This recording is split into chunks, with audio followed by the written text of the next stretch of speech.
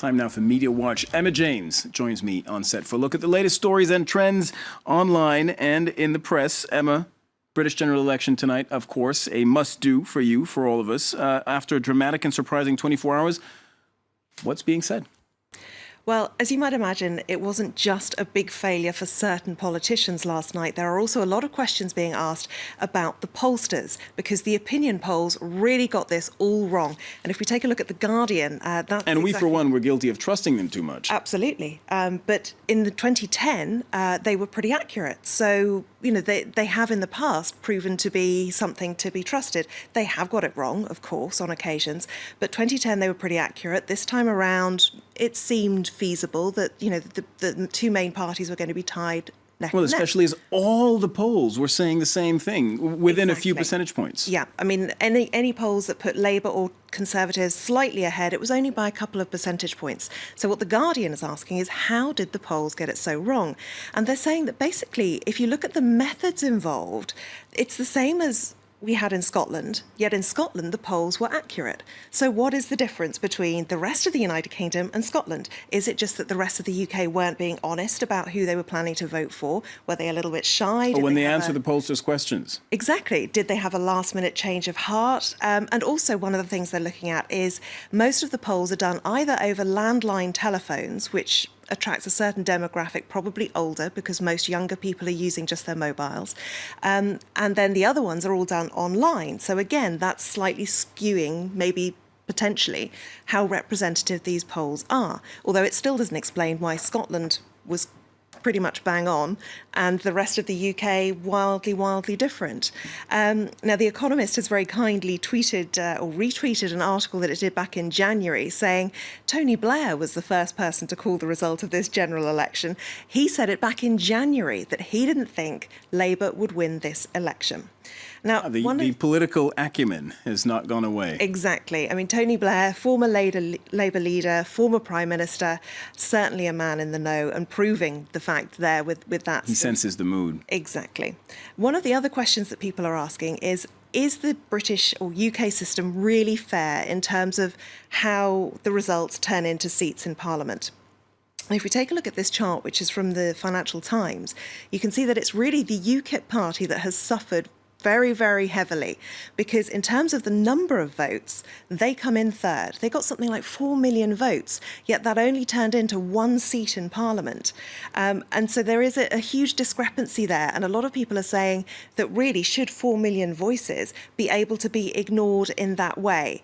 It's a third in number of votes and probably sixth or seventh, I'd have to look at it again, in terms of number of seats. Yes. Just one sole lonely seat for the UK Independence Party.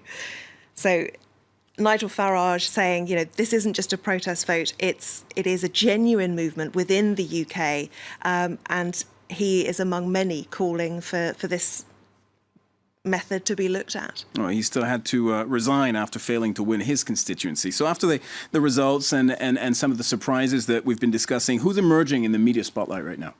Well, of course, David Cameron. We wouldn't expect anything else. He's managed to avoid becoming a Prime Minister who never actually won an election, because, of course, last time round, technically speaking, he didn't win it. He only managed to form a government by forming a coalition. We thought it was going to be the same this time around, but no, he's won an outright majority. And this is his celebratory victory tweet, if you like. Here's to a brighter future for everyone. Slightly awkward-looking embrace in the rather dingy corridor there. And, of course, as you might imagine, out there on the internet, plenty of these kind of images. Here he's seen snuggling up to Kanye West, the American rapper, of course, sometimes better known as Mr. Kim Kardashian. Elsewhere, we've got Ed Miliband. I don't know if you remember Milifandom. It was something of a phenomenon. It emerged a couple of weeks before the election, where supposedly teenage girls were falling for Ed Miliband and his slightly unconventional charms, you might say, to be polite. So he doesn't appeal to you, but you don't have the same taste as everyone else. No, but I don't know too many people who genuinely find him attractive. But anyway, that started a couple of weeks back, and the term Milifandom was coined, and lots of people got behind the idea of it, and it really did take over Twitter for quite a few days. It was the most used hashtag in the UK on one particular evening. BuzzFeed UK here has shown a few of the pictures that were circulating at the time, and actually taking a quote from Miliband's resignation speech saying, "Thanks for the selfies, thank you for the most unlikely cult of the 21st century." So he admits it himself. He did address that. Now, the girl who started it all, a 17-year-old called Abby, she's tweeted, "I was happy that Ed mentioned us in his speech, but it should have been an acceptance, not a resignation. I feel like I let him down. So sorry, Ed." I thought that was rather sweet. But of course, set to emerge from the political shadows, Ed Miliband's brother, David. Now, one of the reasons I think that he isn't too popular in the UK, Ed Miliband, is because he was largely seen as having stabbed his brother in the back to secure himself the Labour leadership. He beat his brother David.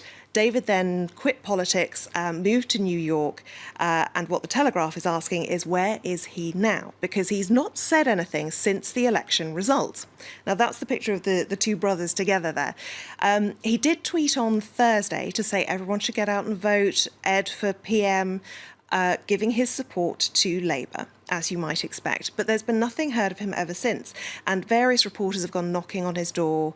His doorman apparently said that he imagined that the reason Mr. Miliband had gone away was because all these reporters were turning up.